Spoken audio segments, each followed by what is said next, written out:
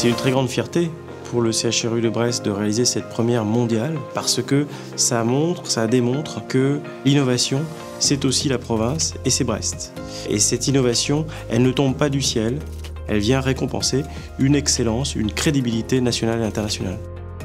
Alors notre machine, c'est le Biograph Vision. C'est un équipement PET-CT qui associe donc deux modalités. Une modalité de captation des émissions qui proviennent des radiotraceurs injectés aux patients, qui sont les marqueurs d'un certain nombre de phénomènes métaboliques, par exemple. Et puis CT pour scanner, qui permet de localiser sur l'anatomie du patient la source de cette émission et donc l'organe ou la localisation de ce phénomène.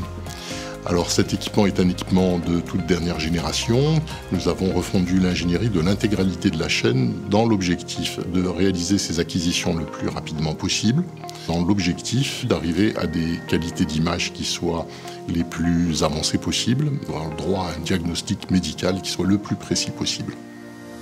Le bénéfice patient, il est direct par le simple fait qu'on va augmenter la visibilité, la détectabilité, la précision de la visualisation des anomalies. On voit plus petit, plus fin et donc forcément mieux. La problématique pour nous est de le décliner sur un impact pour le patient, c'est-à-dire un impact diagnostique, comment on va améliorer sa prise en charge. On va s'assurer comme ça que quand le malade est guéri, il est vraiment guéri, il n'y a plus rien qui reste. Ou s'il y a une suspicion de récidive, qu'on la prenne le plus tôt possible pour mieux la soigner. Comme la machine est extrêmement sensible, la durée de l'examen est plus courte, la pénibilité ou la contrainte de passer dans un tunnel, elle est plus réduite.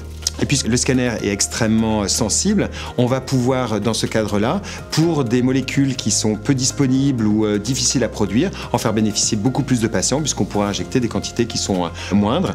La dernière chose qui est importante, c'est que ça nous offre un potentiel de développement et de recherche. Charge à nous, en tant que professionnels de la recherche et en santé, d'essayer de montrer comment le fait de voir vite, le fait d'avoir des acquisitions dynamiques, le fait de mieux voir la structure même de l'image va nous permettre de mieux soigner les gens en orientant un patient vers une prise en charge ou une autre. C'est une première mondiale, donc c'est le seul endroit dans le monde où un TEP scan de cette génération est disponible pour les patients.